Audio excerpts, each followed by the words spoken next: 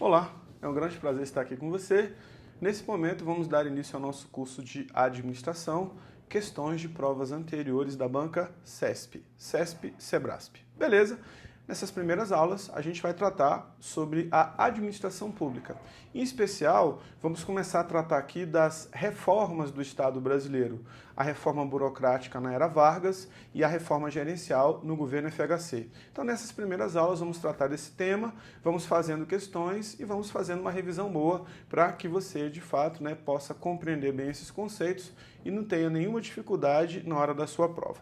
Então, olha só, a administração pública ela evolui através de três modelos que a gente chama de três modelos históricos, né? A administração pública patrimonialista, a administração pública burocrática e a administração pública gerencial. Vou falar sobre cada uma delas. Lembrando que esses três modelos se sucedem no tempo, sem que qualquer um deles tenha sido totalmente abandonado. Então, muitos alunos acham que o modelo atual é o modelo totalmente gerencial. Isso não é verdade. O modelo atual se chama paradigma ou modelo pós-burocrático gerencial. Porque o modelo atual, na realidade, ele é uma síntese desses três modelos.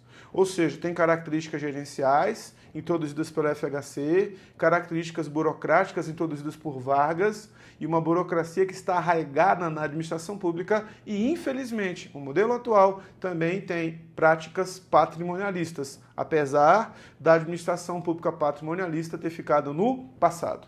A administração patrimonialista, ela surge, antes da era Vargas, presidente Getúlio Vargas.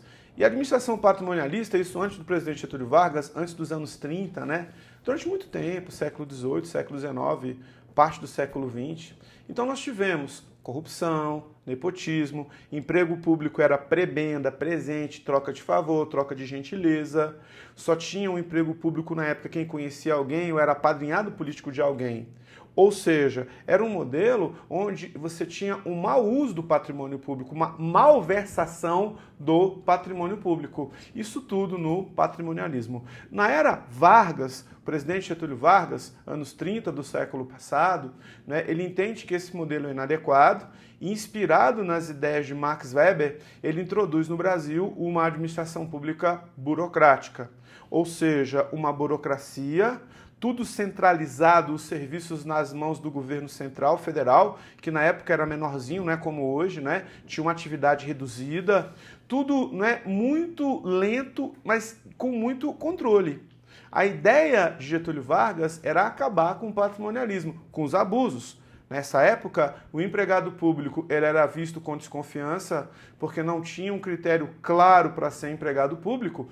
E com a criação do DASP, lá nos anos 30 do século passado, Departamento Administrativo do Setor Público, Getúlio Vargas ele institui um órgão para implementar a reforma burocrática. E esse órgão, apesar dos empregados da época serem vistos com desconfiança, a partir desse momento ele iria elaborar uma política que é uma política de mérito, chamada de meritocracia, para ser empregado público. É claro que o concurso público não é dessa época, não é dos anos 30, mas foi uma política interessante. Então o DASP foi o órgão criado por Getúlio Vargas para implementar a burocracia no Brasil, para acabar com as práticas patrimonialistas e também centralizar tudo nas mãos do governo central. É claro que naquele momento a atividade é reduzida, e não se percebe os problemas típicos da burocracia, apesar da burocracia ter vantagens, racionalidade, treinamento, como você sabe exatamente quem é responsável por qual função, teoricamente falando, a coisa vai correr mais rápido, na prática não aconteceu assim, e assim sucessivamente. Já na era JK, na década de 50, que ainda era burocracia, se percebe com a máquina maior, mais inchada, e os defeitos da burocracia vão aparecendo. Então, já na época do governo JK, já se começam as tentativas de reforma do Estado. Então, entre a era Vargas e o governo Fernando Henrique Cardoso, ou seja, anos 30, e os anos 90, 1995, vão haver 5 tentativas de reformar o Estado brasileiro. No correr do curso, vou fazendo uma revisão. Mas a reforma mesmo só vai vir em 95, no governo FHC, com o plano chamado Plano Diretor da Reforma do Aparelho do Estado, em 95. A reforma burocrática foi em 38, com a inauguração do DASP. A reforma gerencial foi em 95, com o Plano Diretor da Reforma do Aparelho do Estado, e na época o MARI, Ministério da Administração e Reforma do Estado, ele vai de fato, né, executar a reforma do Estado brasileiro. Então em 95, no governo FHC, a ênfase era a eficiência, a ênfase era a descentralização dos serviços, controle não rígido no início ou durante o processo, como era a burocracia, mas um controle de resultados, uma estrutura mais horizontalizada, um trabalho mais de equipe, ou seja, você traz uma série de novidades para o interior da administração pública, também inspirado nas empresas privadas, também inspirado nas organizações. Beleza? Dentro desse contexto, é uma revisão, vou fazendo revisão durante todo o curso, vamos fazer algumas questões. Então, olha só, julgue os itens seguintes referentes à administração e processo administrativo. Se adotar a abordagem burocrática, o gestor, com o objetivo de definir as futuras promoções na organização, avaliará seus subordinados considerando aspectos relacionados ao mérito. O item está correto. E no caso da administração pública brasileira, essa política de mérito foi implementada pelo DASP, isso lá na década de 30 do século passado. Interessante que essa política de mérito, não nos anos 30, né, mas 50 anos depois, já na Constituição de 88, que ainda é na burocracia, ela dá origem ao concurso público. Não que o concurso seja ruim, até porque burocracia não tem só aspecto negativo, mas concurso é uma característica burocrática, característica de mérito. Beleza? Questão número 2. A criação do Departamento Administrativo do Serviço Público, DASP, que propiciou a efetiva implantação do modelo denominado Administração Pública Gerencial, ocorreu no governo presidente Juscelino Kubitschek. O item está errado. O DASP foi criado no governo Vargas, tudo bem? Não no governo, né, Juscelino Kubitschek, e foi o órgão implementador da burocracia, não da administração pública gerencial. A administração pública gerencial, governo Fernando Henrique Cardoso, com a criação do MARI, Ministério da Administração e Reforma do Estado. O item está errado. Questão 3. A noção de burocracia para Weber está associada a uma construção social envolvida por um alto grau de formalismo, implementado por um conjunto de normas escritas, contemplando uma estrutura de cargos estabelecida de forma hierárquica, segundo uma divisão tanto vertical quanto horizontal do trabalho. Logo, a ênfase básica da teoria da burocracia reside na organização informal. O item está errado. Reside na organização formal.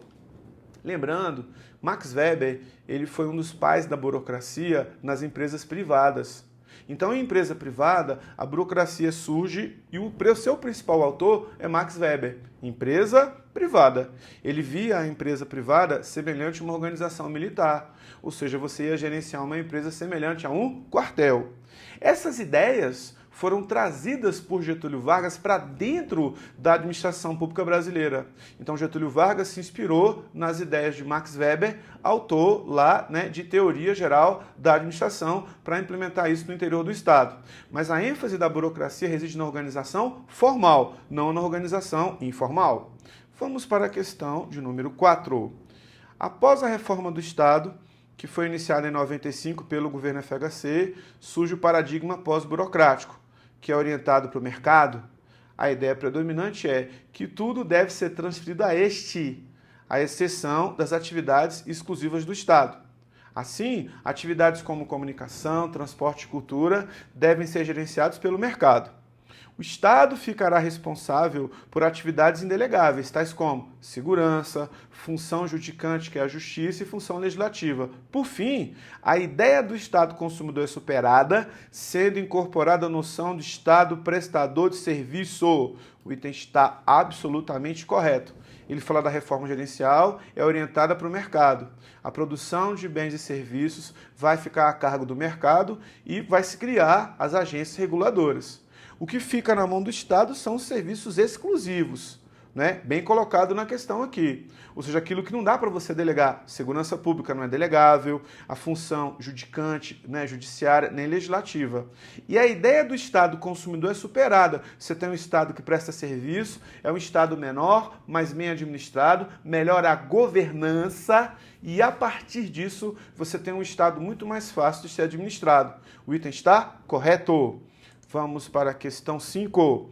O gerencialismo não pressupõe a multiplicidade de níveis hierárquicos, mas uma organização achatada, downsizing. Downsizing significa enxugamento. Organizações como esta tendem a ser mais dinâmicas com comunicação e a solução de problemas são mais ágeis. Outra característica predominante do gerencialismo é de conseguir evitar as práticas patrimonialistas. O item está errado. A questão estava indo super bem. Só que, primeiro, o objetivo da administração pública gerencial não foi evitar patrimonialismo, a burocracia tinha esse objetivo, e também a administração pública gerencial não conseguiu evitar o patrimonialismo. Lembrando que mesmo após a reforma no governo FHC, nós não temos um modelo de administração pública totalmente gerencial. Não temos o gerencialismo puro. O que nós temos é o paradigma, o modelo pós-burocrático gerencial, que é o modelo atual. De qualquer forma, o item está errado. Questão de número 6. A valorização do servidor por meio do estímulo de sua capacidade empreendedora, sua criatividade e seu comportamento ético é uma das preocupações do plano diretor da reforma do aparelho do Estado. O item está correto. Capacidade empreendedora, mais autonomia. Você qualifica o servidor, dá mais autonomia para ele, né, gerenciar a máquina pública e você cobra resultados. Tanto que, depois da reforma do Estado brasileiro, em alguns órgãos federais, por exemplo, existe uma gratificação de desempenho que, se o servidor não render, numa avaliação que vai além do estágio probatório, aquela gratificação ele não vai receber. Ou seja, você tem um governo muito mais empreendedor. Você dá autonomia para o servidor e ele busca mais resultados para a administração. Outra coisa, valorização do servidor. Na época Vargas, o empregado público, na época não era servidor, ele era visto com desconfiança, porque não existia um critério, né, claro, antes da era Vargas, para ele entrar na administração. Então ele era visto com desconfiança, daí um controle que era um controle excessivo. Agora, sua criatividade e seu comportamento ético, realmente uma das preocupações do plano diretor da reforma do aparelho do Estado. Beleza? Tranquilo? Nos vemos no próximo vídeo. Um grande abraço!